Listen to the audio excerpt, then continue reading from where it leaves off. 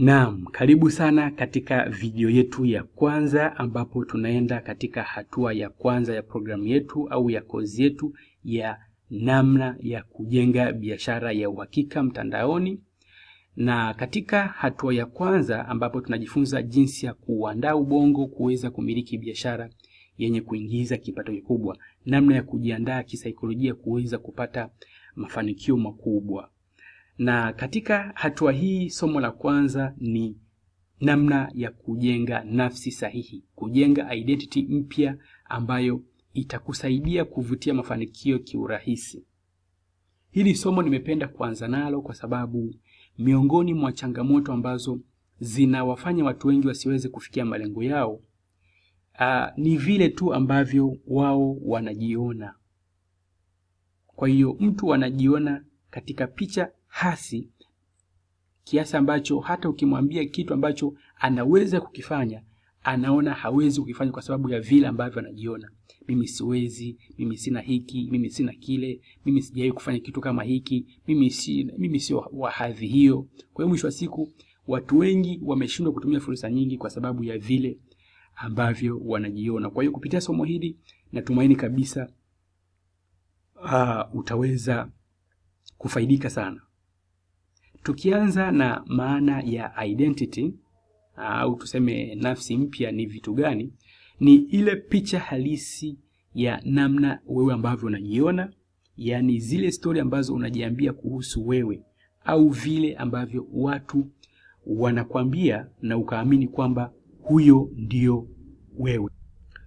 Kwa hiyo kitu ambacho kinatokea ni kwamba zile imani sasa kuhusu wewe au watu ambao wanakuambia kuhusiana na wewe kwamba wewe ni wa hivi hivi au wewe ni mtu unaweza sana au wewe ni mtu aina gani, ikitokea umeviamini hivyo vitu kuwa ni sehemu ya maisha yako, ina maana kwamba vitakuongoza hata katika kuchukua hatua.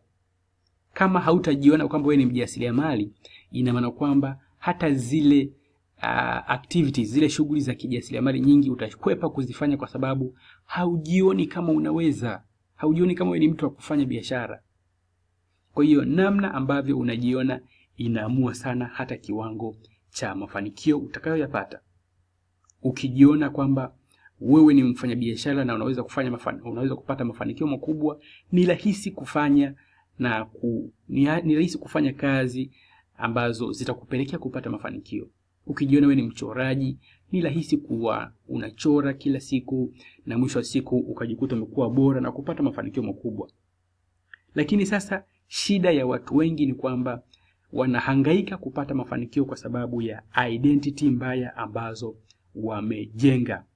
Ziko sababu nyingi na katika somo hili nitakufundisha vitu vinavyojenga identity ya mtu, lakini pia namna sahihi ya kujenga identity yenye kuvutia mafanikio, identity mpya ambayo itakusaidia. Kwa hiyo identity ni kama nafsi, vile ambavyo wewe unajiona. Kwa hiyo watu wengi wanajiona hawawezi, hawastahili, hawana rasilimali, hawana hadhi ya kuweza kupata mafanikio fulani, na mwisho wa siku vingi vinakuwa ni ndoto kuvifanya, kwa sababu kama kitu haukiamini, ina maana kwamba hata kuweka mkono wako kufanya inakuwa ni ngumu, na hata ukifanya basi utafanya kwa kujilazimisha. Ikitokea changamoto kidogo unaacha. Unasema hata mimi nilijua tu. Mimi tokea wapi? Mimi tokea lini nikaweza kufanya biashara za mtandaoni? Au mimi tokea lini mimi nikawa mjasiriamali? Mimi hizi kazi zina wenyewe. Kwa nini? Kwa sababu tu ya identity ambayo umejenga. Kwa hiyo ni kama mazoea fulani ambayo umeweka kichwani ukaamini, lakini sio sahihi. Sio kile unachokiamini ni kweli. Vingine unaweza kujikuta umeamini mambo ambayo yanakukwamisha kabisa na hayatakuletea matokeo mazuri. Labda tuende moja kwa moja kwenye vitu ambavyo vinajenga identity ya mtu. Nafsi ya mtu inajengwa na vitu gani ambavyo vinakuja kumfanya mtu huyo, ni kama vinakuja kumuongoza huyo mtu. Ni vitu gani ambavyo vinajenga identity ya mtu? Cha kwanza kabisa jambo la kwanza ambalo linajenga identity ya mtu tunasema ni mazingira. Mazingira uliokulia. Watu ambao umelelewa wapi? Umesoma shule gani? kule unasali wapi, unaishi na watu gani. Sasa katika hayo mazingira kuna vitu ambavyo unaambiwa kuhusu wewe. Pengine utokea uko shule unaambiwa wewe bwana utakuja kuwa na maisha magumu sana kwa vile ulivyo, hakuna kitu. Au pengine umelelewa katika familia ambayo pengine unaambiwa unakatishwa tamaa sana, unavunjwa moyo sana. Kwa mwisho wa siku umejenga picha negative kuhusu wewe, umejenga picha mbaya kuhusu wewe, unajiona hauwezi. Au basi ikawa katika upande chanya, pengine wanakuambia maneno mazuri, wanakutia nguvu, na mwisho wa siku umefikia mahali umeamini hayo maneno. Au tu umeshaaminishwa zile picha bana, maisha ni magumu, vyuma vimekaza. Kwa mwisho wa siku yale mazingira ulionayo yamekujengea taswira fulani, kwanza kuhusiana na wewe na kuhusiana tu na maisha kwa ujumla. Kwa hiyo tunazungumzia mazingira. Mazingira pia yanasababisha mtu awe na identity fulani. Watu wengi wanaishi ni kielelezo cha mazingira ambayo wamekulia, mazingira ambayo waliopo. Inawezekana yamekujenga katika upande chanya ama katika upande hasi. Hiyo ni kitu cha kwanza.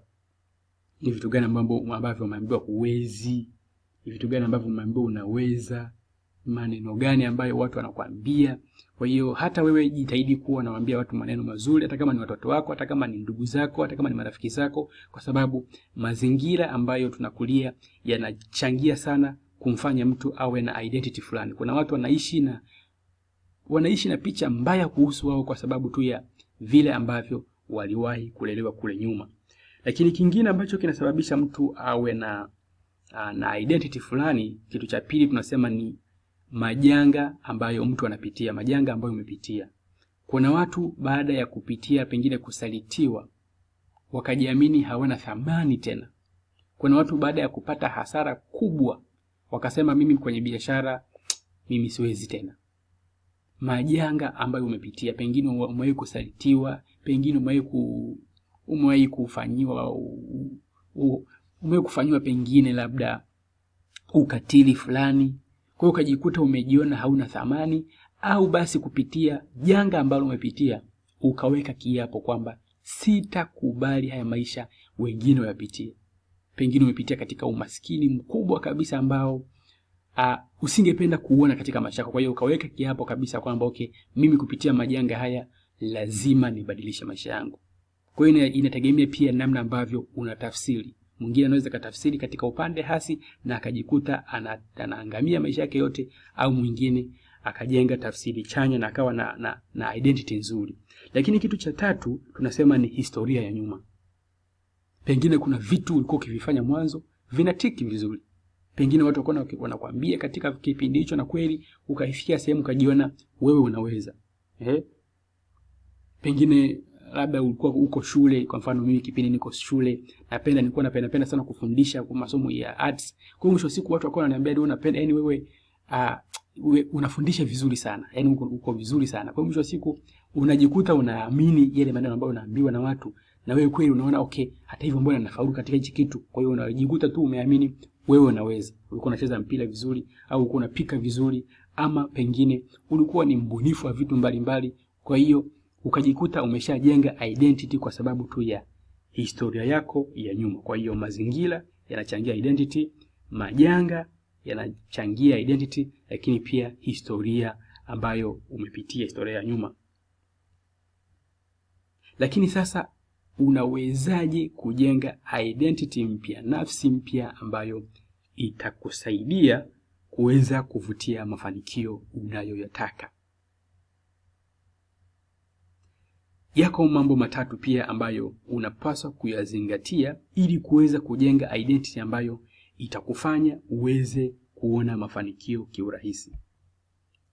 Na ukumbuke kabisa kwamba ukifanikiwa kujenga identity sahihi, ina maana kwamba hautahangaika hata kufanya vitu ambavyo unataka kuvifanya. Kwa sababu usipokuwa na identity sahihi, baadhi ya vitu utafanya kama unajilazimisha tu kwa sababu haujioni kama unaweza. Kwa hiyo hata ukiishika unaona kama kama una force hivi, lakini kama utafanikiwa kujenga identity ambazo zinavutia mafanikio, basi ni rahisi sana kuweza kupata matokeo mazuri. Kitu cha kwanza katika kujenga identity tunasema elewa ni identity gani unataka kuitimiza. Na kwenye kuielewa identity yako ni kuangalia yale mafanikio ambayo unataka kuyatimiza, yale mambo ambayo unataka kuyatimiza. Kwa mfano, unataka kujenga biashara yenye kuingiza milioni 1 kila mwezi au 500,000 kila mwezi, au unataka tu kujiona katika picha ya kwamba wewe ni mfanyabiashara. Na unaangalia okay, sasa watu ambao wanafanikiwa kwenye biashara wana tabia gani? Wana mazoea gani ambayo yanawafanya waweze kupata mafanikio makubwa? Na wewe unaanza kujiona katika hiyo picha ili iwe kawaida hata wewe kufanya hivyo vitu, kwa sababu mtu mwingine hata akitaka kufanya vitu anajiona mimi wapi na wapi. Kwa hiyo elewa identity gani unataka kuijenga. Lazima ujione katika identity ambayo unaitaka. Lazima ufahamu ni labda unataka kujiona wewe ni mfanyabiashara. Kwa ukishajua ni mfanyabiashara, basi ni rahisi kufanya vitu vya kila siku ambavyo mfanyabiashara huwa anafanya. Anaamka mapema, anajifunza ujuzi mara kwa mara, anatafuta wateja. Yaani lazima na wewe ujenge identity kulingana na kitu ambacho unakitaka. Kwa hiyo cha kwanza kabisa elewa. Ikiwezekana andika kabisa kwamba mimi nataka kujenga identity ya mtu ambaye ni mchapakazi, ya mtu ambaye ni mtu wa mazoezi, ya mtu ambaye ni mfanyabiashara, ya mtu fulani ambaye unamtaka. Pengine ni mzungumzaji, pengine ni mkufunzi, pengine wewe ni mtaalamu wa kitu fulani. Hiyo itakusaidia sana. Kwa kitu cha kwanza tunasema elewa identity gani unataka kuijenga. Kitu cha pili tunasema anza kuitangaza hiyo identity. Kwa mfano, watu wanakujua wewe ni msomi, una degree fulani, halafu unataka kufanya biashara. Kama hautaitangaza hiyo identity mpya, watu watakuwa hata wewe utakuwa unaogopa kufanya, kwa sababu watu wanakuona wewe ni msomi wa kitu fulani, wewe tena na mambo ya biashara wapi na wapi. Kwa hiyo lazima uitangaze identity yako kwamba jamani, mimi ni mfanyabiashara. Mimi nataka kuwa mjasiriamali, kwa hiyo naombeni mnipe connection za biashara, pengine mnipe fursa, pengine za nini na nini, ili hata wewe ikupe nguvu kuweza kujiamini kufanya hivyo vitu. Kwa hiyo cha kwanza uelewe ni identity gani unataka kuijenga. Cha pili, anza kuitangaza, na unaanza na wale watu wa karibu. Kama jamani, mimi sasa hivi ni mfanyabiashara, nafanya biashara zangu mtandaoni, nafanya online business, na wasaidia watu kuweza kutatua changamoto fulani, ama mimi nipo katika fursa fulani, ama mimi ni mtu fulani. Mnikumbushe mimi ni mtu wa mazoezi, kila siku hakikisha unanikumbusha. Au mimi ni mtu ambaye ni mjasiriamali. Mjasiriamali anajifunza vitu vipya, mjasiriamali mtu wa kuthubutu, kwa hiyo hakikisha mwe mnanikumbusha. Hiyo itakusaidia sana. Kwa sababu usipowaambia watu, hata wewe muda mwingine utakuwa unajishtukia kwamba hata hivyo watu watanicheka hivyo. Kwa hiyo tunasema itakusaidia kujenga identity mpya. Lakini kitu cha tatu tunasema anza kuifanyia kazi kila siku. Ushajiona mjasiriamali, fanya vitu ambavyo wajasiriamali wanavifanya kila siku. Zungumza na wateja, jifunze ujuzi mpya, hakikisha unapambana mara kwa mara, usikate tamaa kiurahisi, amka mapema, anza siku yako kwa kujifunza vitu chanya, kwa kufanya vitu ambavyo vitakuletea mafanikio makubwa. Ukianza kuzingatia haya mambo matatu, ushajua unajenga identity gani, ushajua wewe ushaanza kuitangaza kwa watu wa karibu, lakini pia umeanza kuifanya kila siku, unafanya kazi, ina maana kwamba unakuwa umerahisisha mchakato wako. Kwa hiyo hivyo ndio vitu vitatu vya kuzingatia kuweza kujenga identity mpya. Sasa zoezi ambalo ningependa uweze kulifanya wewe kama wewe, ili kusudi somo hili liweze kuwa la faida kwako, anza kujua unataka kujenga identity gani. Halafu iweke wazi kwa marafiki, kwa watu wa karibu kwamba mimi jamani nimeamua kufanya jambo fulani, na anza kuifanyia kazi kila siku. Ukiweza kuzingatia haya mambo, basi ni rahisi sana hata hii kozi kuweza kufaidika, kwa sababu sasa utaanza kujiona katika wewe ni mfanyabiashara wa aina fulani, wewe ni mjasiriamali ambaye unataka kujenga biashara na unataka kuingiza kipato fulani. Kwa hiyo vyote hivyo vitakuvutia katika tabia za kufanya, lakini pia kukuunganisha na watu sahihi, kwa sababu hata wewe utajiona katika level fulani. Kwa hiyo hongera sana, fanya zoezi ambalo nimekuambia. Tukutane katika video nyingine ya kozi